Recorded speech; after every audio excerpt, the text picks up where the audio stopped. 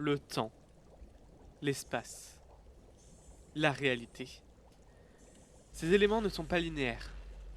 Ce sont des prismes reflétant une infinité de possibilités, dans lesquelles un simple choix peut aboutir à d'innombrables réalités, créant autant de mondes alternatifs à ceux que vous connaissez.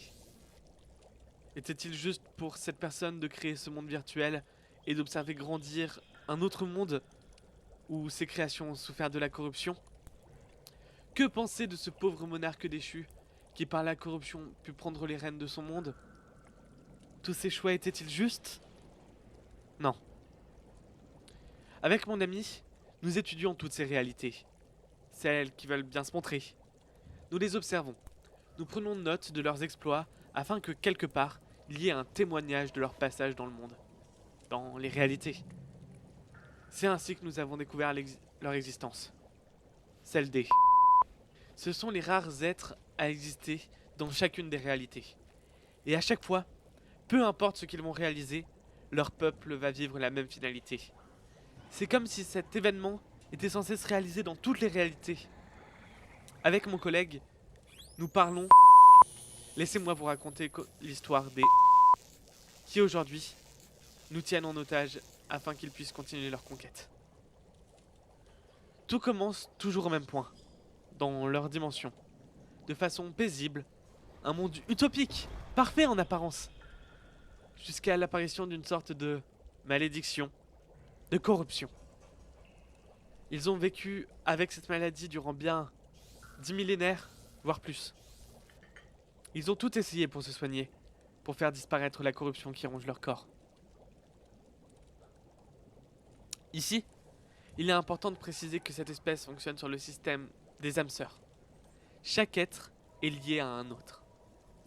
C'est précisément ceci qui pose problème, qui va transformer leur monde en dystopie. Ce peuple était prêt et est toujours prêt à tout pour sauver leurs âmes sœurs. Ils étaient même prêts à profaner leur figure divine pour essayer de soigner leurs maux.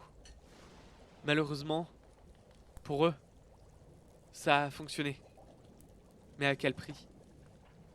Leur divinité, que dans nos études nous appelons, leur action détruisa leur dimension.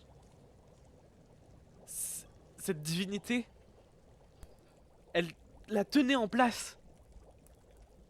Ils ont donc fui vers d'autres mondes pour détruire, récupérer ce qui réussit à les soigner, repartir, et ça à chaque fois.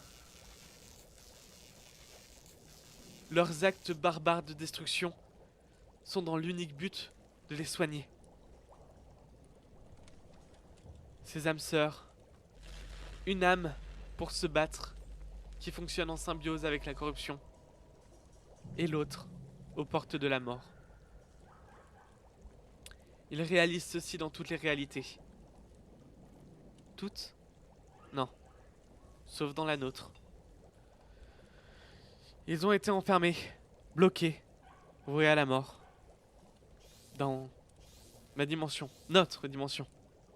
Si paisible à l'époque, qui aujourd'hui n'est plus visible de personne.